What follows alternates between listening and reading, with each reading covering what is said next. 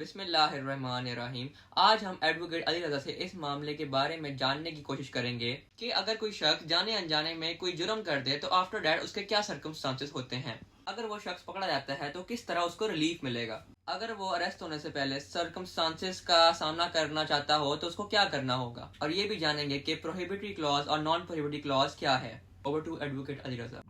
जब भी कोई जुर्म होता है तो उसके खिलाफ 154 के तहत एफआईआर होती है और इसको कॉग्निजेबल ऑफेंस कहते हैं, और साथ ही सेक्शन नंबर 156 के तहत इन्वेस्टिगेशन शुरू हो जाती है और पुलिस विदाउट वारंट उस शख्स को गिरफ्तार कर सकती है। और जिस शख्स ने जुर्म किया होता है वो या तो बेल बिफोर अरेस्ट कराएगा या बेल आफ्टर अरेस्ट करवाएगा। सबसे पहले हम बेल बिफोर अरेस्ट के बारे में बात करेंगे, जो कि CRPC 498 में बताया गया है। बेल बिफोर अरेस्ट हर वो शख्स करवा सकता है जो कि एफआईआर में नॉमिनेटेड हो, या हर वो दूसरा शख्स करवा सकता है जो कि सस्पेक्टेड टू बी नॉमिनेटेड हो। बेल बिफोर अरेस्ट करवाने के बाद जो कि अक्यूज पर्सन होता है वो पुलिस की इन्वेस्टिगेशन को फेस करता है। Bail before arrest short term के लिए होती है। पुलिस की इन्वेस्टिगेशन को देखते हुए अदालत ये फैसला करती है या तो इस बेल को कंफर्म किया जाए या रिजेक्ट किया जाए। The second type of bail is after arrest, which deals with CRPC section 497।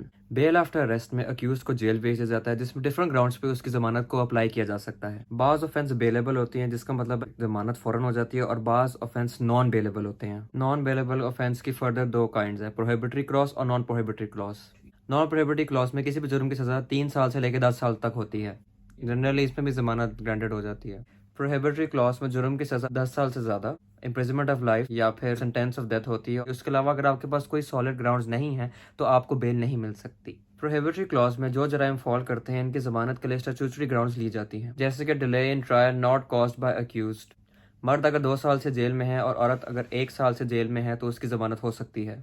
और प्रोहिबिटरी क्लॉज में इन लोगों की भी जमानत हो सकती है जिनकी एज लेस देन 60 ईयर्स है, और अक्यूज्ड इज अ फीमेल और he is a sick person, then he may be released on bail by the court. Sickness के हवाले से अगर आपने ग्राउंड लेनी है तो मेडिकल सर्टिफिकेट लगाना जरूरी है, और फिर कोर्ट जेल से रिपोर्ट मंगवाती है जिसमें अगर डॉक्टर लिख दे कि इसका इलाज यहाँ जेल में नहीं हो सकता, that is the ground for releasing an accused person in bail. अगर आप कोर्ट में ये एस्टैब्लिश कर दें कि this is a matter of further inquiry, then the bail shall be granted. ख्याल रहे कि the concept of bail is the release of a person from the custody of the police and delivery into the hands of authorities who undertake to produce him before the court of law whenever the court requires that person to appear before it।